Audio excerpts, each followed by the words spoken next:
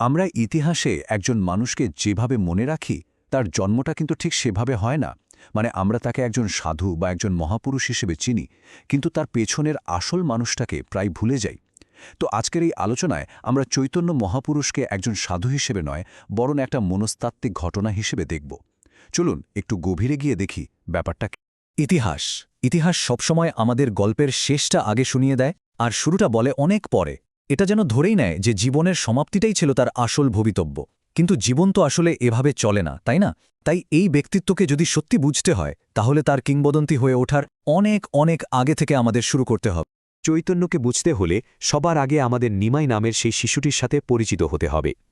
এক অসাধারণ মেধাবী এক শিশু, যার উপর ছিল তার সময়, তার সমাজ আর তার পরিবারের এক প্রচণ্ড চাপ। আর এই চাপই তাকে তৈরি করেছিল এবং হয়তো ভেঙেও দিয়েছিল। চলুন সময়টা একটু কল্পনা করি। পঞ্চদশ শতাব্দীর প্রায় শেষ ভাগ। বাংলার জ্ঞানচর্চার কেন্দ্র তখন নবদ্বীপ। কিন্তু এই নবদ্বীপ সাধু সন্তদের জন্য একদমই পরিচিত ছিল না, বরং এর পরিচিতি ছিল তর্কবাগীশ, কঠোর যুক্তিবাদী পণ্ডিতদের জন্য। এক কথায় তর্কের দুনিয়া। নবদ্বীপের সংস্কৃতিতে একটা অদ্ভুত ব্যাপার ছিল।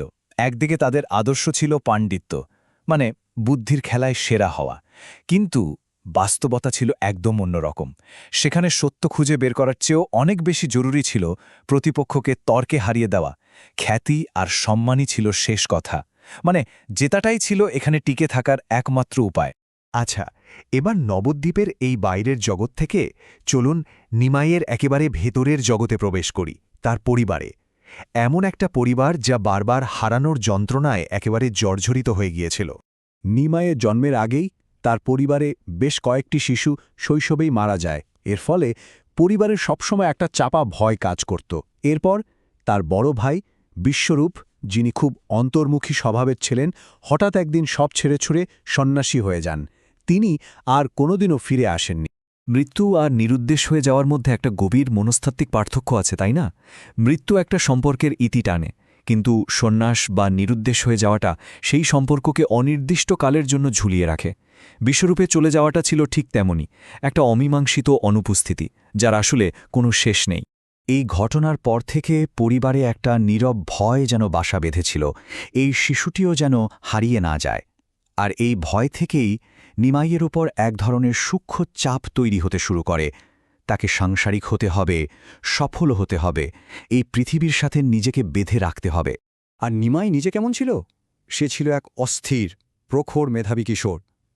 নবদ্বীপেরই তর্ক আর পাণ্ডিত্যের যে খেলাটা, সেটা সে খুব ভালোভাবেই আয়ত্ত করে ফেলেছিল।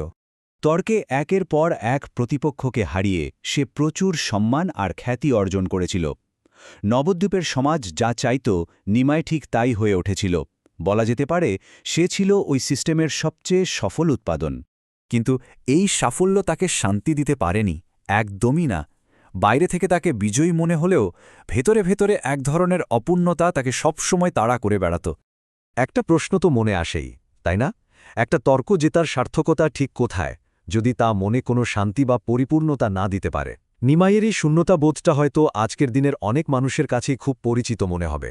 যে ধর্মীয় পরিবেশে নিমাই বড় হচ্ছিল সেটা ছিল খুব কঠোর, নিয়মকানুনে ভরা, কিন্তু আবেগের সেখানে কোনো জায়গা ছিল না, কোমলতার কোনো স্থান ছিল না বললেই চলে।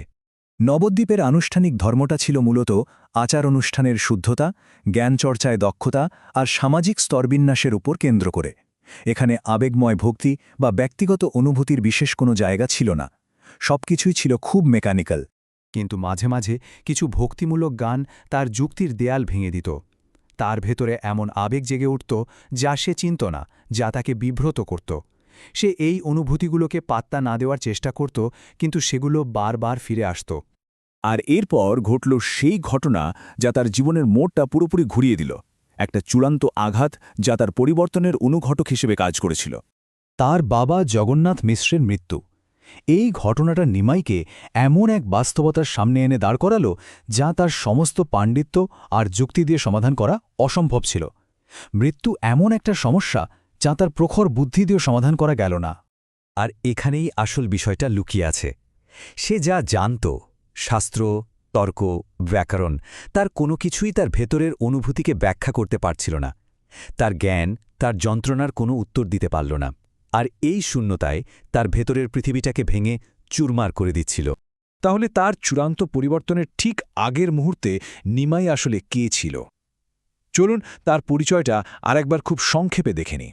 চৈতন্য হওয়ার আগে সে ছিল নিমাই, একজন অসাধারণ মেধাবী পণ্ডিত, একজন সম্মানিত শিক্ষক, বারবার হারানোর যন্ত্রণায় গড়া একজন পুত্র, ভাইয়ের অনুপস্থিতিতে পীড়িত এক ভাই, আর সবশেষে এমন একজন যুবক যে তার নিজের যুক্তির সীমাবদ্ধতার মুখোমুখি দাঁড়িয়েছিল।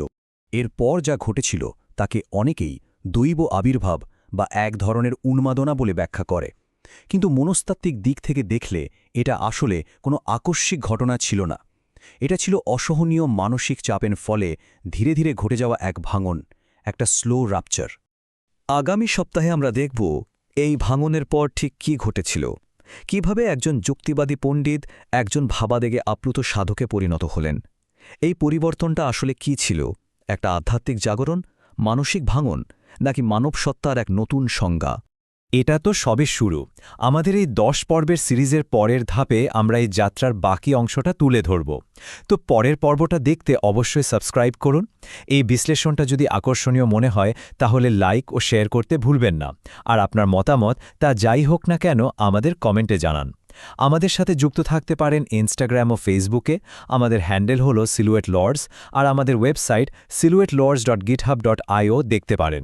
আমাদের সাথে থাকার জন্য ধন্যবাদ।